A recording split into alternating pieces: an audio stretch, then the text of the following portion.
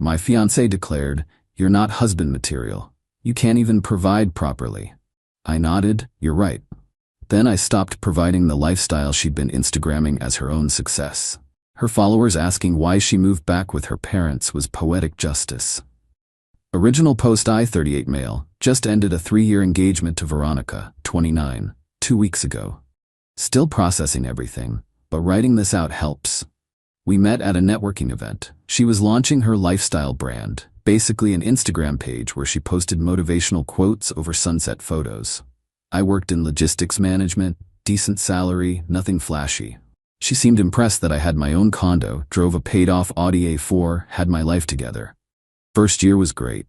She moved into my condo after 6 months, started decorating, making it camera-ready as she called it.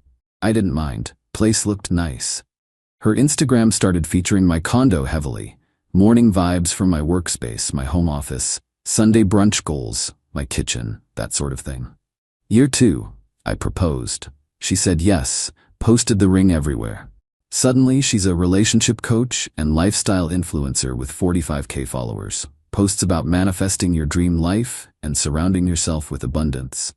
Meanwhile, she's working part-time at a boutique making maybe $1,500 a month.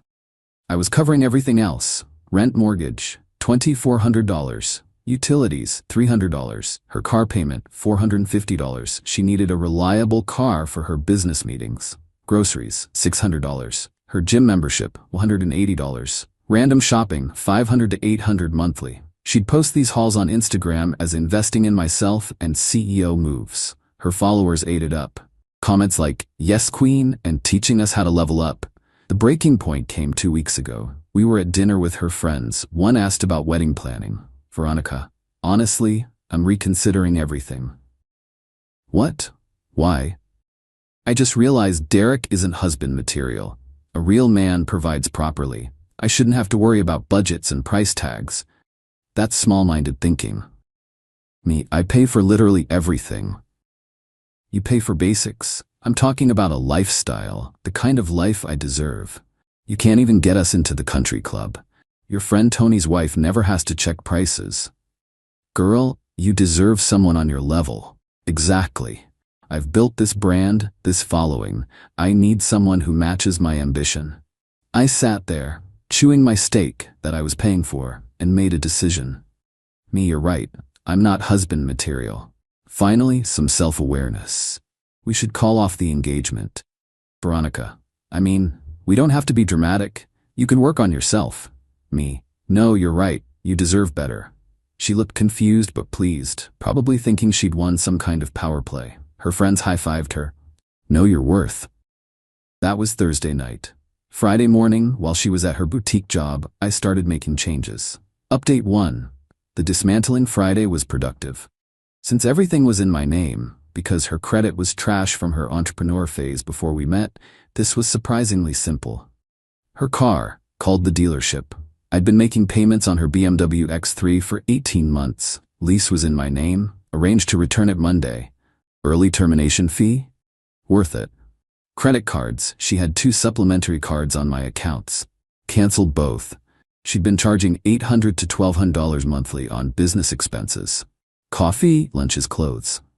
Streaming services, Netflix, Hulu, HBO, Disney Plus, her Spotify Premium, all on my accounts. Password changed on everything. Gym membership, canceled. That fancy place with the juice bar and sauna? Yeah, no more. Phone, she was on my plan. Didn't cut it off immediately, I'm not cruel, but scheduled it to transfer to her own account in 7 days. Then came the Instagram intervention. See, half her content was shot in my condo. The aesthetic minimalist kitchen, the balcony with the city view, the home office she used as her CEO headquarters. All mine. I didn't do anything petty like change the locks immediately. Instead, I sent her a text. Me, since we're ending our engagement, we need to discuss living arrangements. You have 30 days to find a new place. I'll help you move. What? You can't just kick me out. It's my condo. You're not on the lease or mortgage. I've been paying rent. No, you've been buying groceries occasionally. That's not rent. Where am I supposed to go? You're a successful lifestyle influencer. Figure it out. She came home raging, full meltdown mode. You can't do this. I have a business, a brand, my followers. Your followers think you're a successful entrepreneur. Time to show them. This is financial abuse. No, that would be lying about owning things you don't own, like you've been doing. I never said I owned this place. Your bio literally says CEO living in my dream home. That's manifestation language. Me cool. Manifest a new apartment. She tried tears next. Then threats about exposing me to her followers. Then bargaining. Maybe we could work it out. She didn't mean what she said. Me, you said I'm not husband material. You were right. I'm not your husband material. That weekend, she started the damage control. Posted vague stuff about going through transitions and sometimes growth means letting go. Her followers were supportive but confused. The aesthetic content stopped abruptly. Hard to shoot morning routines when you're crashing on your friend's couch. Monday came. The BMW got towed while she was inside grabbing coffee. She called me screaming, "Veronica, my car is being stolen." Me, "No, my lease is being returned." How am I supposed to get to work? Me, "The bus exists." Very humbling, I hear. Update 2. The unraveling week 2 was when things got interesting. Veronica's whole image started cracking. First, she tried to maintain the facade, posted old photos with captions about Monday motivation and CEO mindset. But followers started noticing. Same outfits appearing, same backgrounds. One sharp-eyed follower commented, "Girl, is this photo from 3 months ago? You wore that dress to the launch party in April." She deleted the comment, but more kept coming. Then her friend Natalie, the one who'd been cheering her on at dinner, let her move in temporarily. Natalie had a studio apartment, not exactly Instagram-worthy. Veronica tried shooting content there, but the beige walls and visible air mattress didn't match her luxury lifestyle brand. She started posting more quotes, less lifestyle content. Followers noticed. "Where's the morning routine videos? Miss your home tours. Your space was goals. Why no more content from there?" She tried deflecting with word salads about focusing on mindset over materialism, but her engagement tanked. Turns out people followed her for the aspirational lifestyle, not recycled Pinterest quotes. Then came the attempt to monetize desperately. She launched a coaching program, $497 for a 6-week course on manifesting your dream life. The sales page was comedy gold. Screenshots of her old lifestyle, my condo, testimonials from friends, obvious fakes, and promises to teach what she'd learned building her empire. 3 people bought it. 2 requested refunds within 24 hours. Meanwhile, I was getting texts from her mom, Patricia. "Patricia, Derek, what happened? Veronica says you threw her out?" Me, "She ended our engagement. I gave her 30 days notice. But where will she live? She's 29, has a job, has 45K followers, she'll figure it out." You know she can't afford her lifestyle. Exactly, her lifestyle, not mine. After 3 years, you owe her something. Me, I owed her honesty and respect. She got both. She decided I wasn't enough. Then Veronica made a tactical error. She posted a GoFundMe. Title, "Helping a Female Entrepreneur Rebuild After Emotional Abuse." The description claimed I'd financially controlled and manipulated her, sabotaged her business, and left her homeless as punishment for success. She raised $230, mostly from her mom and aunt. But the comments? Oh, the comments. See, some of her followers had been following long enough to piece things together. One wrote a whole essay. "Wait, I'm confused. You posted about manifesting abundance and being a CEO, but now you're saying your ex controlled everything? Which is it? Were you successful or were you dependent? This doesn't add up." Another, "Girl, you literally posted last month about how real queens don't need a man's money. What happened?" The GoFundMe got taken down after someone reported it for fraud. Update 3. The reckoning week 3 brought peak desperation. Veronica had to move again. Natalie was done after Veronica complained about the apartment being beneath her brand once too often. She moved back with her parents. In the suburbs, an hour from the city, her Instagram imploded. She tried spinning it as taking time to reconnect with family, but posting from her childhood bedroom with the same unicorn wallpaper visible was rough. Followers started unfollowing en masse. Comments got brutal. "So you were never really a CEO? Your whole lifestyle was your boyfriend's? This is embarrassing. Influence this." She tried damage control with a video addressing the rumors. Claimed I was an abusive narcissist who couldn't handle her success.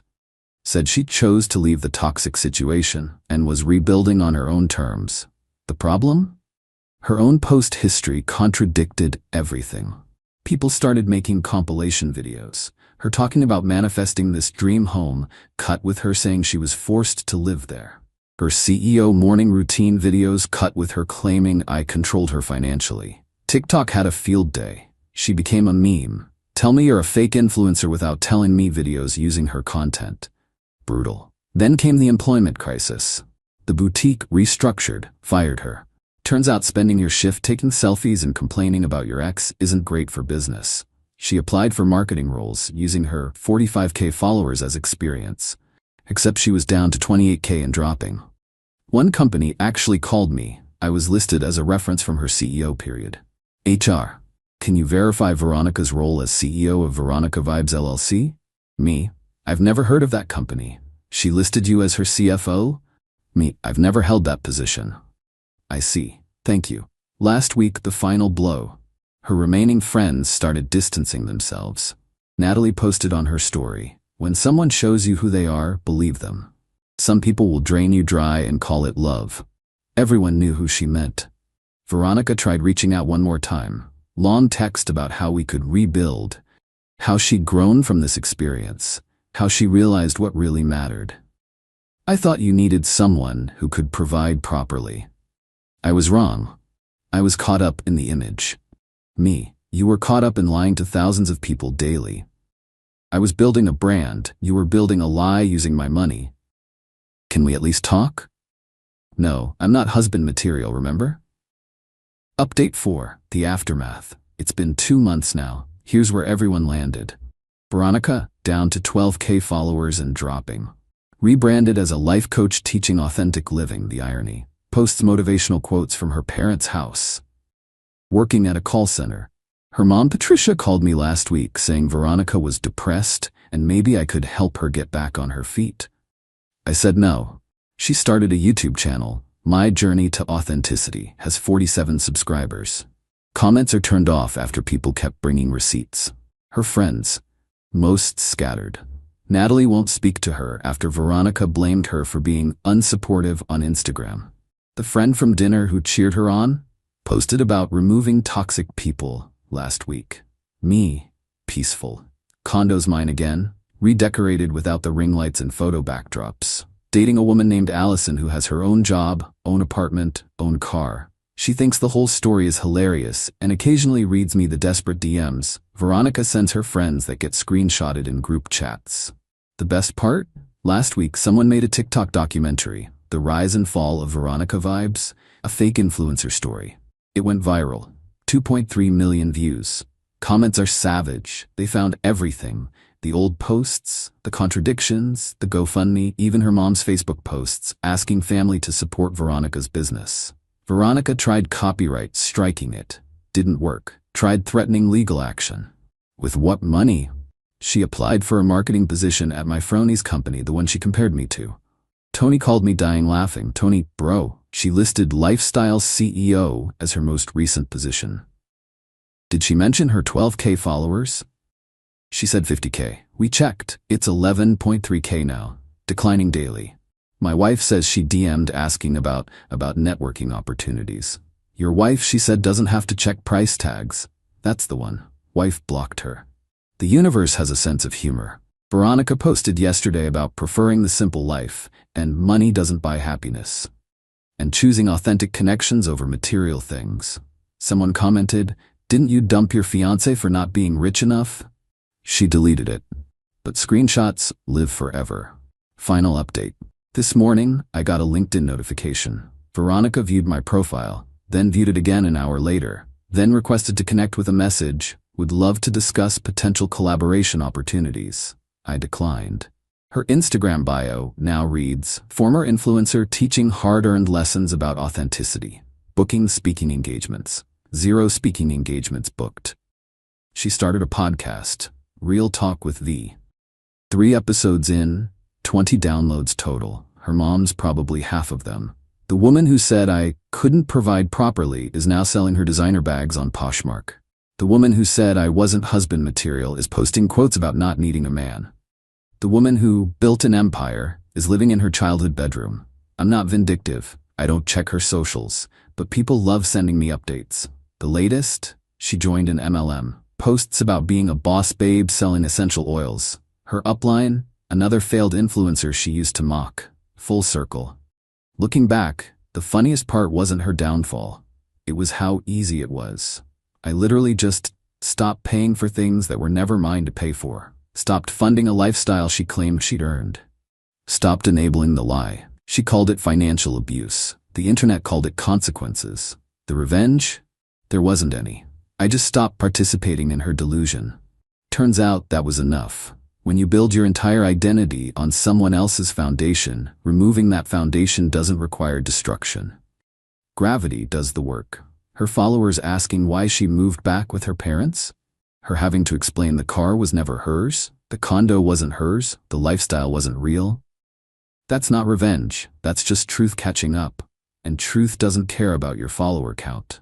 Edit, since some asked, yes, I kept the ring, sold it, used the money for a vacation to Costa Rica. Posted one photo, caption, simplicity. No hashtags. Veronica watched my story from her friend's account. I know because the friend accidentally liked the photo, then unliked it. Then Veronica subtweeted about people who revenge travel from her parents' house. With 9.8K followers now, still declining.